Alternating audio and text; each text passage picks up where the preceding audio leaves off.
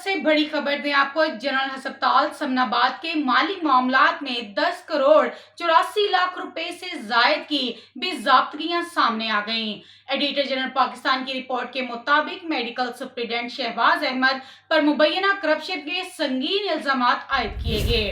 Report में इंकशाफ किया गया कि 4 करोड़ 9 लाख 16 हजार रुपए की गैर कानूनी अदायगियां हेल्थ, इंश्योरेंस और हेल्थ कौंसल फंड से की गई। 3 करोड़ 33 लाख रुपए से जायद की अद्वियात कवायद और ज़वाबित की खिलाफ वर्जी करते हुए खरीदी गईं। मार्केट रेट्स, कॉन्ट्रैक्ट शराइत और सरकारी ज़वाबित को मुकम्मल तौर पर नजरअंदाज किया गया। मजीद इंकशाफ हुआ कि 93 लाख रुपए की महंगी अद्वियात मार्केट से जायद नरखों पर खरीदी गईं।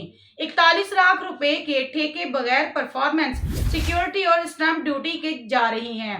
रिपोर्ट के मुताबिक हस्पताल की आमदनी में से 25 लाख रुपए से जायद रकम जिले महकमा सेहत के सरकारी अकाउंट में जमा नहीं करवाई गई, जबकि खत्मशुदा असामियों पर 25 लाख 90 हजार रुपए की तनख्वाहें भी जारी की गई।